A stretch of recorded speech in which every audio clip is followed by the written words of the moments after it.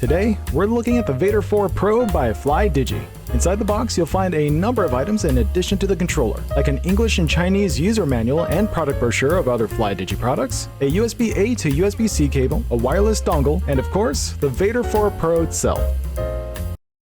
If it wasn't obvious already, the Vader 4 Pro has a similar shell to the series controller, and among those similarities are some premium differences. It has micro-switch ABXY buttons, a little clicky start and select, Hall effect right and left analog thumbsticks, a very clicky and raised D-pad, a home button for power. However, this function button is not an Xbox share button. Similar shoulder buttons and Hall effect analog triggers, a USB-C port for charging and wired connections, a switch on the back for wireless connections, and that wraps up all the similarities. Now, onto the extras. There are 6 buttons that can be remapped. The front 2 are C and Z buttons, and on the back are 4 M1 through M4 buttons. There are also trigger stops for mouse-like clicking and can be individually set.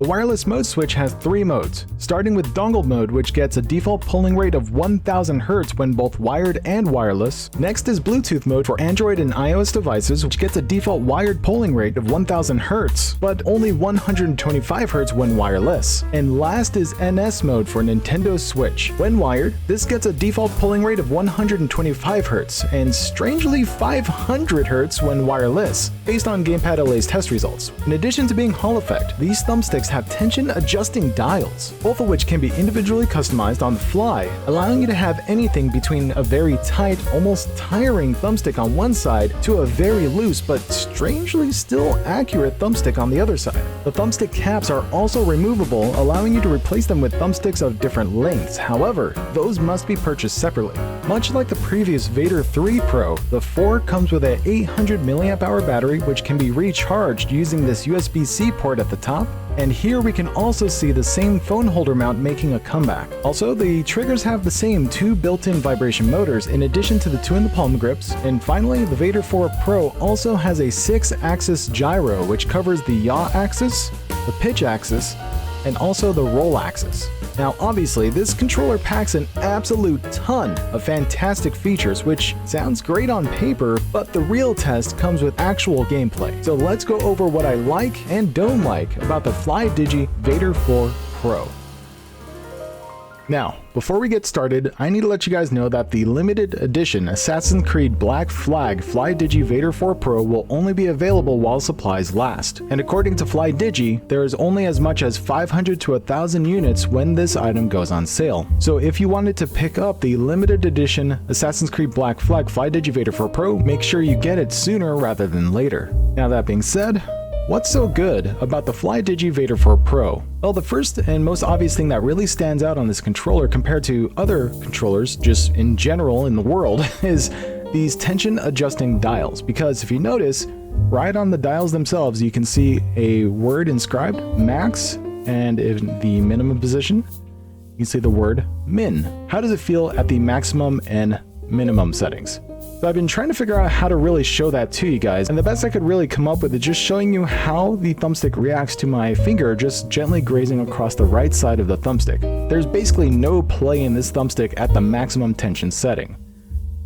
Just like that, you can see nothing is moving. But if I do it to this left thumbstick, as you just actually saw it right there as I accidentally grazed it, it's very easy to move.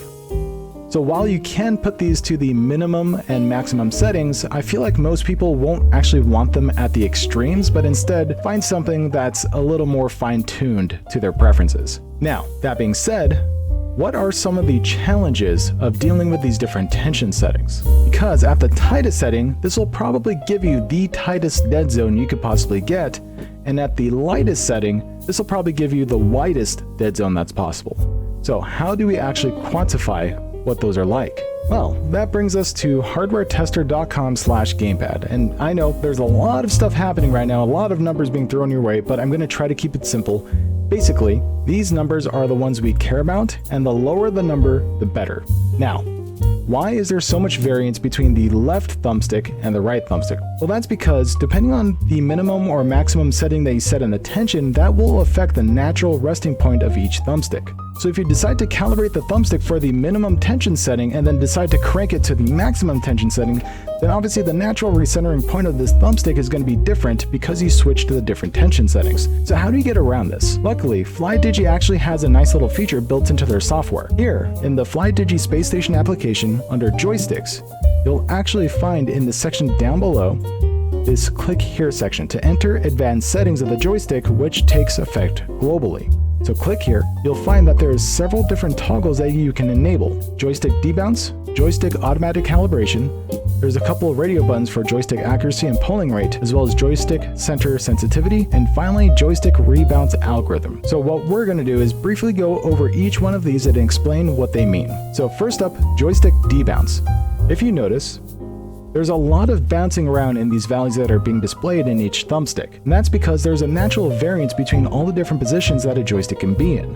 So what Flydigi has supplied is an algorithm that allows it to smooth things out and just filter out a lot of that noise. So if we were to enable this, then look back at these numbers, you notice they are no longer bouncing back and forth, just causing all sorts of havoc. So it's a nice little filter that smooths things out. In theory, it shouldn't really be perceptible when it comes to actual gameplay, but it's nice to see the numbers are not spazzing out when you're trying to determine what the current value is for these particular joystick positions. But that's not the one we really care about. What we care about is the next one. Joystick Automatic Calibration. So if we enable this, what you'll notice is that if we leave the thumbsticks alone, in about 3 seconds, they will auto-calibrate. So how does that help us? Let's say, for example, we want to set both these thumbsticks to the loosest thumbstick tension settings. And from here, you'll notice that when they return to center, they're not exactly in the correct position. So we'll just leave the controller alone, let it sit there for 3 seconds, and bam. So this is very useful if, for example, you want to use the loosest settings, play around with that, and then, it's time for playing a first-person shooter. So let me crank up that right thumbstick so I get the most precise aiming thumbstick. And now I just wait 3 seconds. Just like that, it has been automatically recalibrated for the new tension setting. And next, we'll go over these other options in just a second because there's one last toggle here at the bottom, which is Joystick Rebounce Algorithm. So if you notice, at the loosest tension setting, if I were to pull the right stick all the way to the right and then let it go, there's a bit of rebounding happening. So when I let it go, the thumbstick kind of like shakes over in the other direction about this far and then comes back to center. It kind of like wiggles back into the center as it settles down. So that's, I don't think it's a big issue, but Flydigi determined that there's enough people who don't like it that they developed another algorithm that will be able to filter that out. You can enable the Joystick Rebounce Algorithm, and then now it will no longer do that. Now, Flydigi has said in their tooltip for this particular setting is that if you play first-person shooters a lot, you may not actually like this filter enabled because it might affect your aim as you pass through the center of this joystick manually using your thumb to switch over from, let's say you're aiming to the right and then you switch over to the left. It may not respond the way that you would like. So for people who like to play first-person shooters, they recommend to leave this setting off. Now, with all of those taken care of, what are these remaining options here, these radio buttons? We have Joystick Accuracy, Joystick Polling Rate, and Joystick Center Sensitivity. By default, this is set to middle. I was playing around with this earlier. So, for Joystick Accuracy, this refers to the overall resolution of each thumbstick. At the highest resolution setting of 12-bit, you get the most amount of points in each axis. And then, of course, at the lowest resolution setting of 8-bit, you get the least amount of points. Now, what does this actually mean practically? Now, to try and tell the difference between 8-bit accuracy and 12-bit accuracy, we're going to use the flight stick of the TF51D Mustang. In the case of the 8-bit resolution on the right, you'll notice that the flight stick kind of just wants to jump from point to point. And this is most noticeable if you were to look at the letter A behind the flight stick. Right now, you can see that the flight stick is right at the A, but if I want to move to the left just a tiny bit, kind of jumps to the halfway point and then fully covers it in the next point. Whereas in the case of the 12-bit resolution on the left, it takes a lot more steps for it to fully cover the A. So overall, 12-bit resolution is a lot smoother than 8-bit resolution. Now, in the case of polling rate, we have 4 options: 1000, 500, 250, and 125 Hz. So, in order to help me explain what polling rate even is, we're using trusty old MS Paint, because a lot of people seem to confuse polling rate and latency and think they're directly related. Imagine you are this guy, and you are telling your controller, who is this guy here, to send a signal, which is the act of raising this flag to the top of the flagpole, to tell these 2 cars to start driving to their destinations. But if you notice, these 2 cars have different polling rates. Car number 1 will check that the flag is raised once every 60 seconds, or a polling rate of 1. And car number 2 will do the same thing, but 10 times every 60 seconds, or once every 6 seconds. Alright, so let's go ahead and play this out. So, controller, go ahead and send the signal. So he starts raising the flag. It takes forever because it's a really tall pole. It takes like 1 minute. Then car number 2 will see that the flag is raised 6 seconds later and start driving. And it'll get to its destination in about a minute. And car number 1 will start moving 60 seconds after the flag is raised and take about a minute to reach its destination. And when each car reaches its destination, they will report back saying they have reached their goal. Now, the latency in this case is going to be the relationship between when the flag was raised and the polling rate of the vehicle, because the amount of time it took from the time the flag was raised to the time that the car started moving was its polling rate, in this case 60 seconds. And in the case of car number 2, the latency in this case was 6 seconds, since car number 2 had a polling rate of 10. And this relationship right here is the reason why people think polling rate is the reason for latency.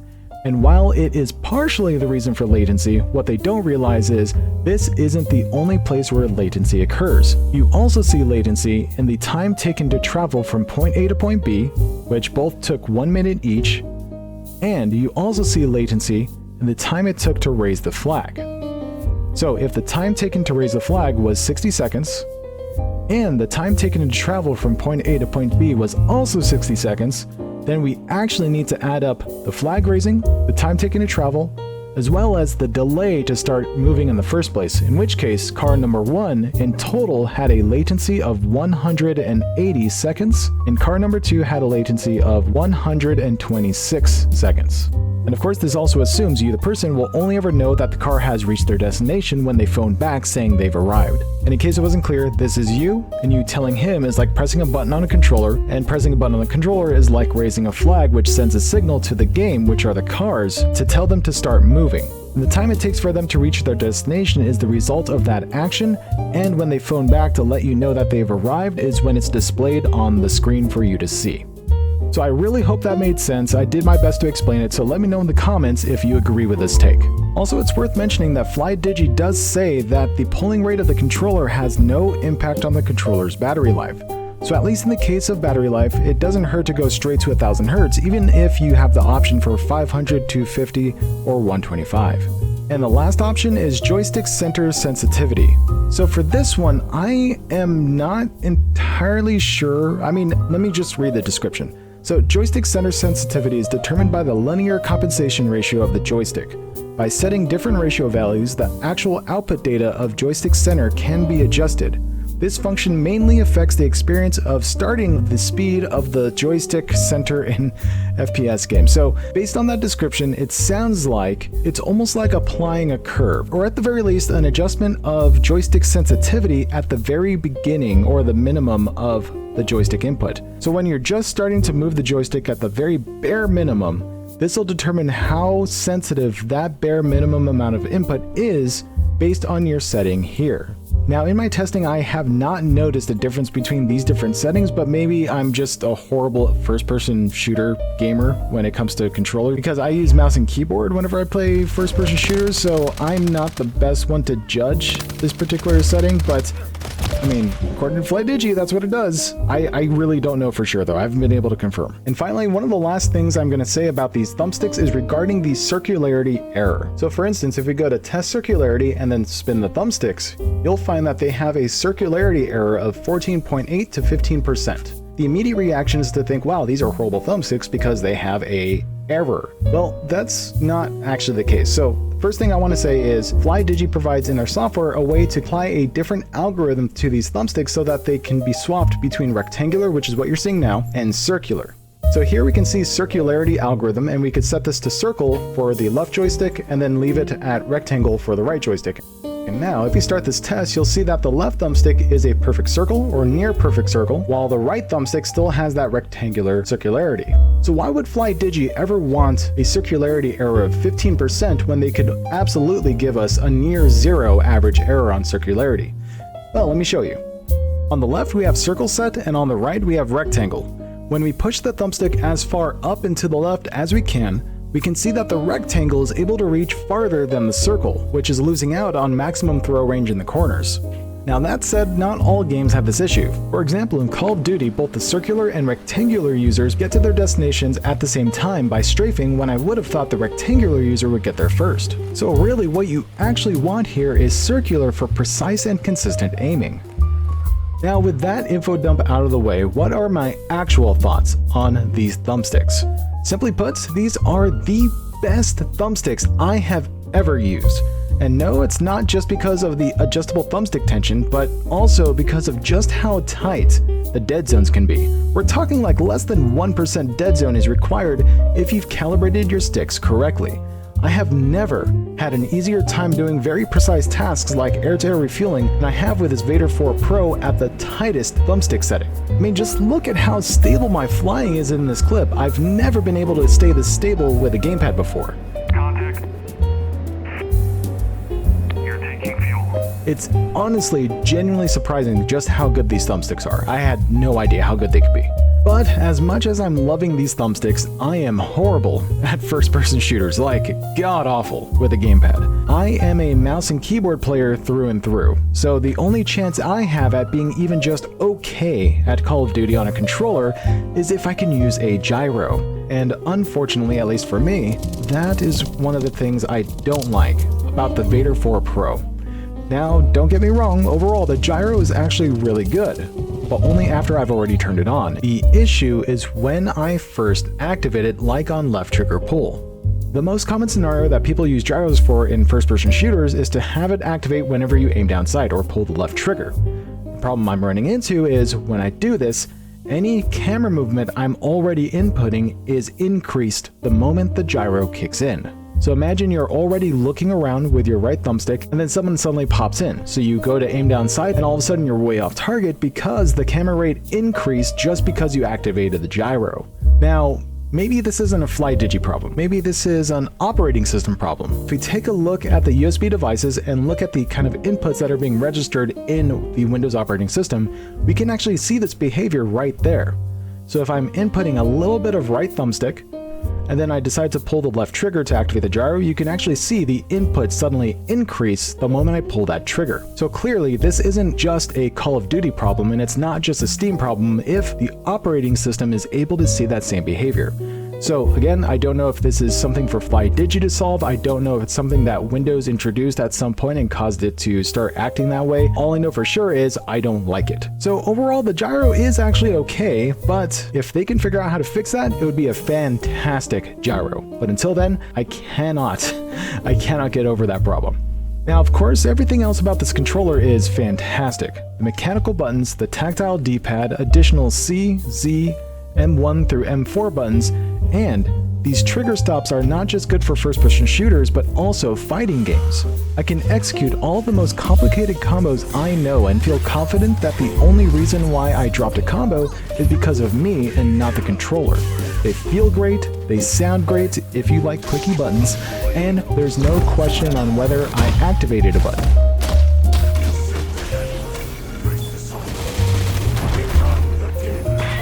So with that, what are my final thoughts?